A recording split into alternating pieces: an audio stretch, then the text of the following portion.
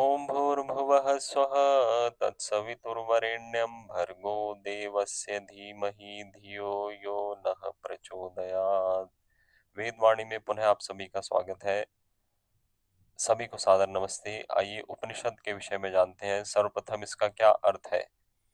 तो यह शब्द उप और नी उपसर्ग से बना है। उप का अर्थ है समीप और नी का अर्थ है निश्चय पूर्वक, और आगे धातु आती है शदलरी, और जिसके आगे की क्विप प्रत्यय जोड़ने से यह शब्द बनता है। तो इस शब्द के तीन अर्थ बनते हैं व्याकरण के अनुसार। विशरण गत्यावसादनेषु, यानी कि विशरण अर्थात नाश होना, गति यानी कि गमन अथवा प्राप्ति होना, अवसादन यानी शिथिल होना अथवा ढीला होना। तो सर्वप्रथम विनाश के अर्थ में क्या कहा गया कि जो विद्या हमारी अविद्या का नाश करती है, जो कि अध्यात्म विद्या, जो हमारी जो अविद्या है ब्रह्म के विषय में, आत्मा परमात्मा के विषय में, उसका नाश करती है और हमें ब्रह्म विद्या की जो प्राप्ति कराती है। तो आगे जो गति का अर्थ प्राप्ति है, तो प्राप्ति किसकी होती है? ब्रह्म की ओर, ब्रह्म की विद्या की, कि कैसे उसे प्राप्त करना है और कैसे उसे जानना है।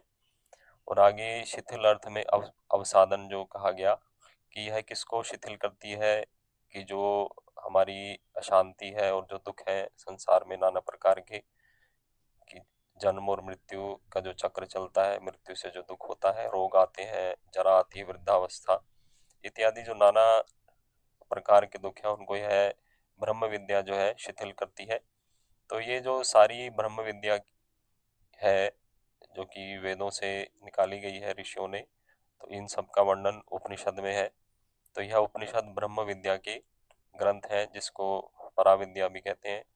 तो संसार में दो प्रकार की विद्याएं हैं, अपरा और परा। स्वामी दयानंद ने कहा कि अपरा विद्या का अर्थ है कि तृण से लेकर पृथ्वी पर्यंत जो प्रकृति में जितने भी पदार्थ हैं उनका ज्ञान कराने वाली जो विद्या है वह है अपरा विद्या। और जो ब्रह्म के विषय में बताती है वह है परा विद्या। तो वह लिखते हैं ऋग्वेद आदि भाष्य भूमिका में कि यह जो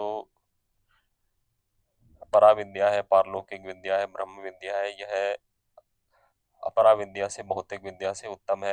तो इसको जानना चाहिए। और वेदों का मुख्य प्रतिपाद्य विषय भी वेद विद्या, ये अध्यात्म विद्या है, ब्रह्म विद्या है, जो कि उपनिषदों में भी, वेदों में के माध्यम से और जो अन्य चिंतन किया है ऋषियों ने उसके माध्यम से हमारे सामने आई है। तो उपनिषद का एक अर्थ और भी बनता है।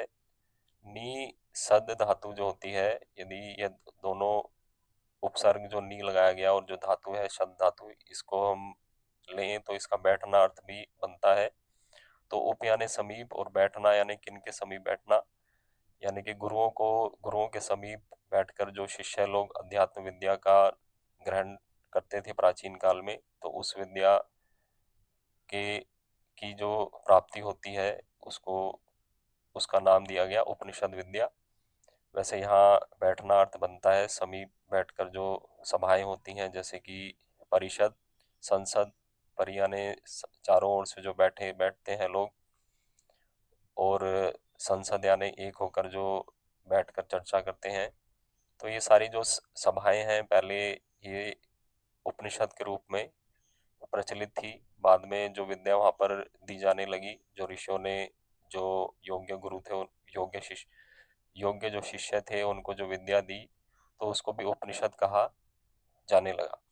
तो इस विद्या को रहस्य विद्या भी कहते हैं, कि यह गुप्त और गहन विद्या थी, जो कि योग्य शिष्यों को ही दी जाती थी।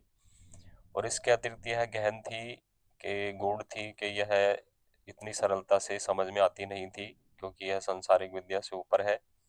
तो इसलिए इसको रहस्य विद्या भी कहते हैं। तो इसलिए जब कठोपनिषद में आया कि जब जब नचिकेता जो कि बालक था, जब यमाचार्य से शिक्षा को प्राप्त करने के लिए गया, तो उन्होंने कहा तू अभी बालक है और यह बहुत ही गुप्त और रहस्यपूर्ण विद्या है, गहन है, तुझे समझ नहीं आएगी। और परंतु उसने फिर भी उसको प्राप्त करने की इच्छा की और बहुत सा ज्ञान उनसे प्राप्त किया, ज्ञान कि ब्रह्म क्या है, आत्मा और परमात्मा क्या है, और किस प्रकार उन्हें प्राप्त करना है। तो उपनिषदों की महिमा जो है महान है। यह हमें संसार सागर से तारने वाली जो विद्या है, कि हमें जो दुखों से तार देती है, संसार से तार देती है, मोक्ष की प्राप्ति कराती है, तो यह अध्यात्म विद्या है। तो ये सारे जो उपनिषद के ग्रंथ भी लिखे गए हैं बहुत सारे, तो यह सारे ज्ञान के भंडार हैं और अध्यात्म विद्या के अगाध सागर हैं। तो संस्कृत के धार्मिक साहित्य में उपनिषदों का विशेष स्थान है। तो उपनिषद वह चिर प्रदीप ज्ञान का दीपक है, जो कि हमें अंधकार से निकालकर ज्ञान के प्रकाश में ले आता है। और वह आध्यात्मिक मान सरोवर है, जिसमें स्नान करने से संसार की जो संतप्त और उद्विग्न आत्माएं हैं उनको शांति की प्राप्ति होती है। शांति रूपी जो शीतलता की प्राप्ति होती है, जैसे स्नान करने से शीतलता मिलती है, ऐसे ही जो हम लोग जो संतप्त हैं, दुखी हैं, उद्विग्न हैं संसार के नाना प्रकार के कष्टों से, तो हमें भी इस ज्ञान की प्राप्ति करने से ऐसी शांति मिलती है कि सारा हमारा दुख दूर होता है। तो अध्यात्म विद्या का वर्णन उपनिषदों में जिस सरल, स्पष्ट और सरल मार्ग से किया गया है, तो यह विशेष है और ऐसा वर्णन उपनिषदों में ही मिलता है, अन्यत्र मिलना जो है दुर्लभ है। कि बिल्कुल जो कि स्पष्ट बताया गया है, सीधा मार्ग बताया गया है, सरल मार्ग, कि जिससे कि ब्रह्म की प्राप्ति हो। तो उपनिषदों के अध्ययन से हमें तीन जो कि नित्य तत्व हैं, ब्रह्म, जीव और प्रकृति, इनके विषय में पता लगता है। और जो हमारे जन्म और मृत्यु संबंधी जो संशय हैं वह सारे छिन्न भिन्न होते हैं। तो उपनिषदों की महिमा और गौरव तो इस तथ्य से ही स्पष्ट है कि जो महर्षि वेद व्यास हुए थे, उन्होंने इनके वाक्यों का समन्वय करने के लिए एक दर्शन ग्रंथ लिखा, जिसका नाम है वेदांत दर्शन। कि जो वेदों का अंतिम भाग है, कि जो अध्यात्म विद्या है, उनका इसमें वर्णन किया उन्होंने। तो वह उपनिषदों के अनुसार ही उन्होंने किया। तो उसी उसी का ही एक प्रकार से सार रूप उन्होंने दिया है वेदांत दर्शन के नाम से। तो औपनिषदिक ज्ञान के महत्व को न केवल वैदिक धर्मावलंबी जो प्राच्य विद्वान ही जो है वह ही परिचित है, परंतु जो अन्य धर्मावलंबी हैं और जो पाश्चात्य विद्वान हैं, उन्होंने भी इसकी शिक्षाओं को अत्यंत महत्व दिया और वह उससे अत्यंत प्रभावित हुए थे। तो एक दारा शिको जो कि औरंगजेब का बड़ा भाई था, वह भी उपनिषदों से प्रभावित हुआ था। तो कहा जाता है कि वह बहुत अच्छा प्रभु भक्त था और धर्म ग्रंथों से प्रेम था, तो बहुत अच्छा विद्वान भी था। तो उसने जो मुसलमानों का ग्रंथ है कुरान शरीफ, उसको भी पढ़ा, बाइबल को पढ़ा। तो उन्होंने अन्य कई धार्मिक ग्रंथ भी पढ़े। तो इन सब पुस्तकों को वह क्या कहता था, आसमानी किताब, यानी कि जो आसमान से उतरी है अथवा ईश्वर के द्वारा दी गई है। परंतु इन सब के पढ़ने के बाद उसको कुछ शांति नहीं मिली, मन में संतोष नहीं हुआ। तब किसी ने बताया कि आर्य अथवा हिंदू लोगों का एक ऐसा ग्रंथ है जिसको पढ़ने से शांति मिलती है, संतोष मिलता है, आध्यात्मिक लाभ होता है। तो उसको यह भी ज्ञात हुआ कि उसका नाम है उपनिषद। उसको यह भी पता लगा कि उपनिषद को जानने वाले ब्राह्मण काशी में रहते हैं। तो वह कश्मीर से बनारस पहुंचा उनको पढ़ने के लिए विद्वानों के माध्यम से। तो वहाँ कितने ही विद्वान ब्राह्मणों को एकत्रित करके उसने उपनिषद का हिंदी अनुवाद सुनना प्रारंभ किया। तो जो जो उसने सुना, त्यों त्यों उसके मन में एक विचित्र शांति उत्पन्न हुई और वह सुनता रहा। सुनने के पश्चात इच्छा हुई कि शांति देने वाले इन जो ये सारे उपनिषद ग्रंथ हैं उसको स्वयं पढ़े संस्कृत में। तो एकांत में बैठकर उन पर विचार करे। तो यह सोचकर उसने निर्णय किया कि मैं संस्कृत को पढ़ूंगा। परंतु ज्ञान के पिपासु को किसी ने संस्कृत पढ़ाना स्वीकार नहीं किया। ब्राह्मणों ने कहा कि तू मलेच्छ है, तुझे संस्कृत कैसे पढ़ाएं। तो दारा शिकोह इससे दुखी हुआ बहुत और लाहौर पहुंचा। तो वहाँ रावी के किनारे एक वैरागी साधु रहते थे, उनसे मिलने गया। तो साधु ने जब उसे देखा कि दुखी है, तो उससे पूछा कि राजकुमार आप दुखी क्यों हो। तो दारा शिकोह ने कहा, बाबा मैं संस्कृत पढ़ना चाहता हूँ, परंतु कोई मुझे पढ़ाता नहीं है, इसके माध्यम से मैं उपनिषदों का अध्ययन करूँगा स्वयं। तो वैरागी ने हँसते हुए कहा कि इतनी सी बात है, इससे दुखी हो, मैं तुम्हें संस्कृत पढ़ाऊँगा। तो उस वैरागी ने दाराशिको को संस्कृत पढ़ाई और उपनिषद उसने केवल पहले सुने थे, अब उसने संस्कृत के माध्यम से उसे स्वयं पढ़ा दाराशिको ने। तो शांति से उन पर विचार किया तो उसकी आत्मा में एक नवीन ज्योति उत्पन्न हुई, एक आध्यात्मिक ज्योति और शांति उत्पन्न हुई।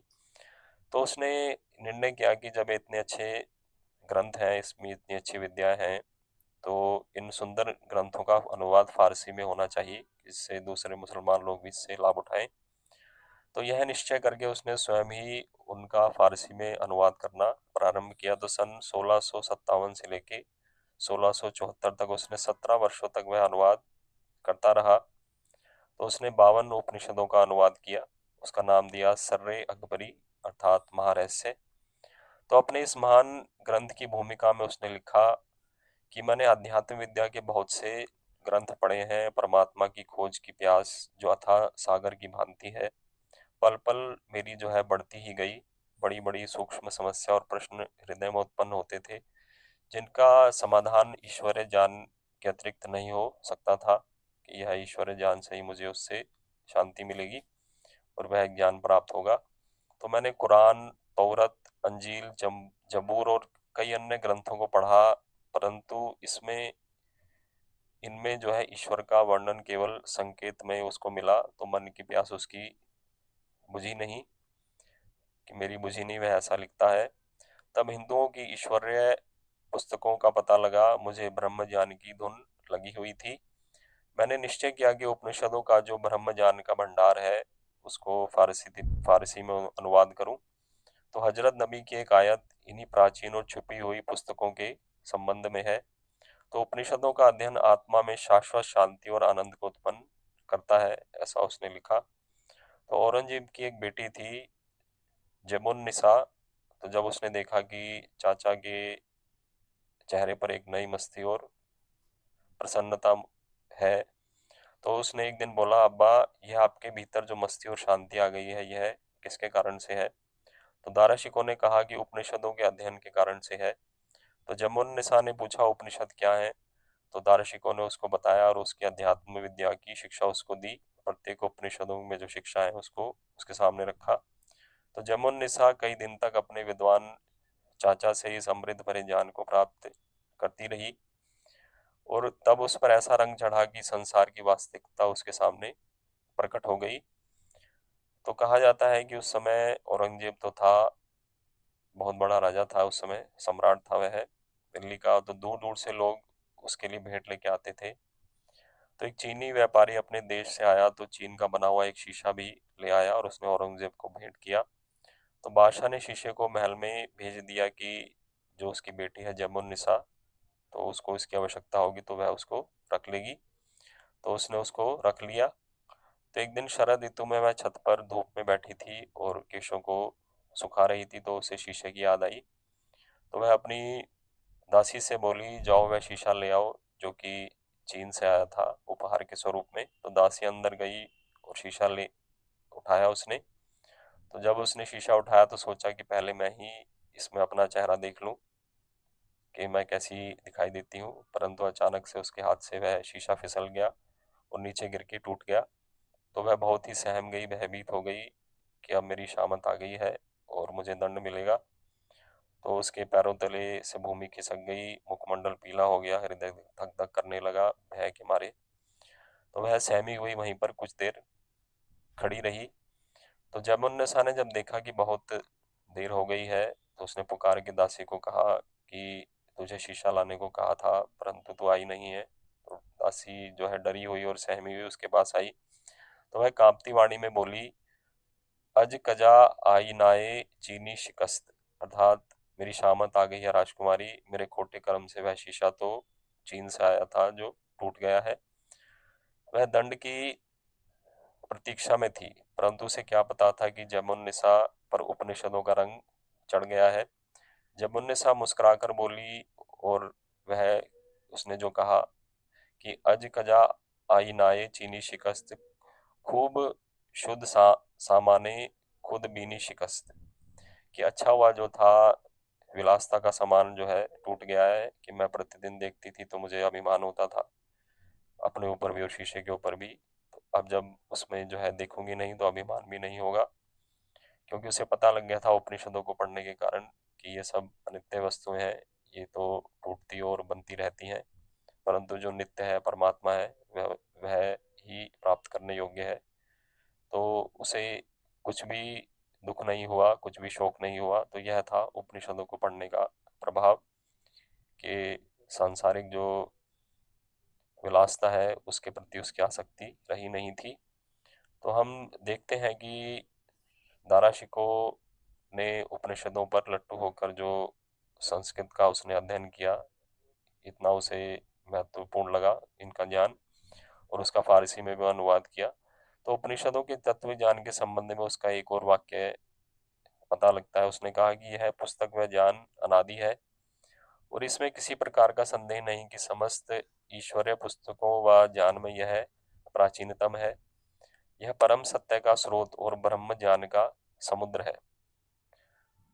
तो एक मुसलमान होते हुए और कुरान शरीफ को ईश्वरीय पुस्तक स्वीकार करते हुए भी शहजादा साहब ने उपनिषदों के विषय में कितने उदार विचार प्रकट किए थे। इन्हीं विचारों के कारण औरंगजेब ने उन पर कुफ्र का फतवा लगाकर उसे कत्ल करवा दिया था, ऐसा सुनने में आता है। तो परंतु जो भी है कि दारा शिकोह का जो प्रेम था, जो अद्भुत उपनिषदों के प्रति, और जो उसने अनुवाद किया, तो उसने उसके लिए एक महान कार्य किया उसने। तो इसी अनुवाद को अनेक विदेशी लोगों ने भी पढ़ा, तो वह भी उससे प्रभावित हुए। तो यह भी एक लाभ मिला उस जो उसने अनुवाद किया था और जो उसका उपनिषदों के प्रति प्रेम था।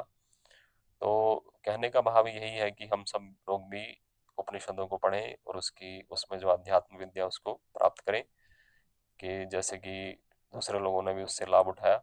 तो इन्हीं शब्दों के साथ मैं अपनी वाणी को पूर्ण करता हूँ। ओम शांति शांति शांति।